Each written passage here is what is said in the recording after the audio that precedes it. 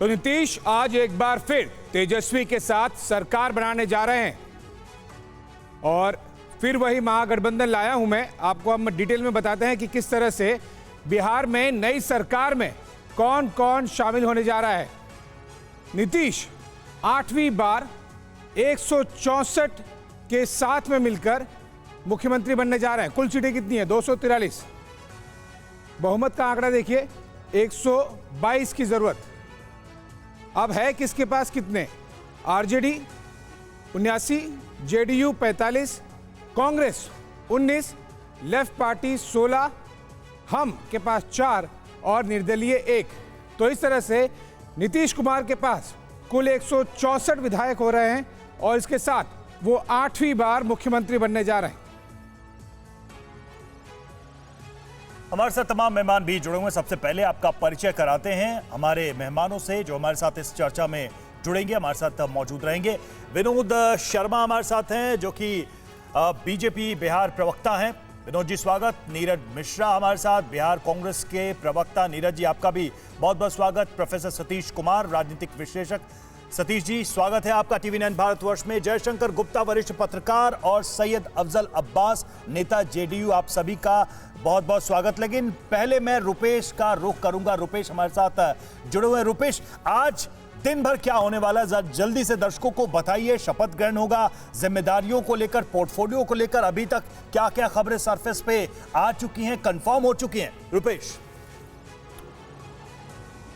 देखिए, मंत्रिमंडल का जो फॉर्मूला है वो फॉर्मूला बिल्कुल तय हो गया है, लेकिन अब तक जो बातें सामने आई हैं उसके अनुसार सिर्फ नीतीश कुमार और तेजस्वी यादव ये दो हैं जो कि यहाँ पर शपथ लेने वाले हैं। मंत्रिमंडल का विस्तार बाद में किया जाएगा और मंत्रिमंडल में कौन कौन शामिल होगा ये भी बाद में, नाम भले बाद में तय होंगे, लेकिन फॉर्मूला क्या होगा ये बिल्कुल तय हो गया है कि भारतीय जनता पार्टी के कोटे के जो 16 मंत्री थे, 2 उप मुख्यमंत्री समेत 16 मंत्रियों का पद बीजेपी के कोटे के पास था, वो महागठबंधन कांग्रेस को दे दिया जाएगा। एक मुकेश सहनी की जो सीट थी वो सीपीआईएमएल या वाम दलों को दे दिया जाएगा। जो हम के एक मंत्री जीतन राम मांझी के जो पुत्र हैं उनके पास वो मंत्री का पद जो है वो बरकरार रहेगा। लेकिन 16 और 12 यानी कि 12 जो मंत्री हैं जेडीयू के, वो मंत्री चेहरे हो सकता है कुछ 1-2 चेहरे उसमें बदल जाएं, लेकिन 12 मंत्री जेडीयू के होंगे और 16 मंत्री जो बीजेपी के थे वो 16 कोटा ही महागठबंधन को सौंप दिया जाएगा। ये फॉर्मूला तय हो गया है। लेकिन चूंकि क्या 2017-2015 में जो सरकार बनी थी,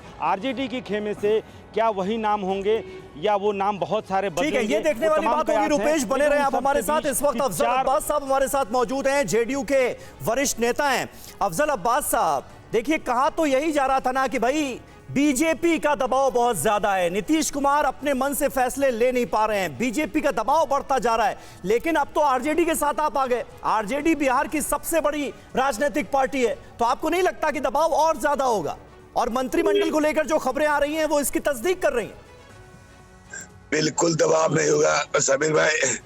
और जहां तक महागठबंधन की बात है, अगर गठबंधन टूटा है तो मैं, क्योंकि अब मैं वतन से लौट के पटना जा रहा हूँ, मुहर्रम में था, मेरी आवाज ही बैठी हुई, मैं बोल भी नहीं पा रहा हूँ।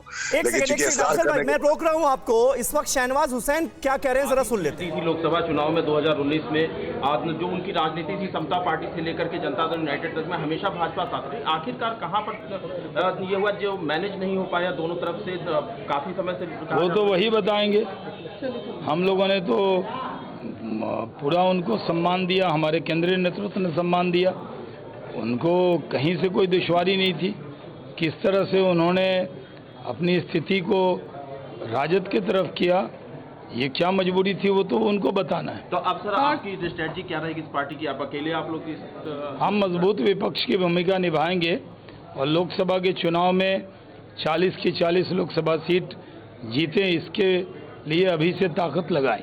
हमारे साथ शहनवाज हुसैन जी हैं सर।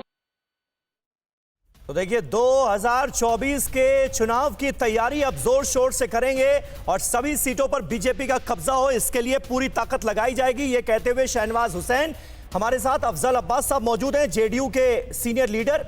अफजल अब्बास साहब, सुना आपने शहनवाज हुसैन को। एक तो बीजेपी आज विश्वासघात दिवस मनाने जा रही है, पता है ना, क्योंकि नीतीश कुमार ने फिर विश्वासघात कर दिया, ये वो कह रहे हैं। देखिए कौन विश्वासघात कर रहा है और किसने किया है। देखिए हम बिहार नीतीश कुमार शिवसेना के नेता नहीं है, नीतीश कुमार जदयू के नेता है। और जहां तक जिस तरह से एकदम बिहार के अवाम जान रही है, जिस तरह से हमारे पार्टी के नेताओं को तोड़ने की साजिश रची जा रही थी, हमें समझ यही एक बुनियाद है। दूसरी बात समीर भाई, मैं अभी ऑन वे शपथ समारोह में जा रहा हूँ, रास्ते में गाड़ी से दे रहा हूँ।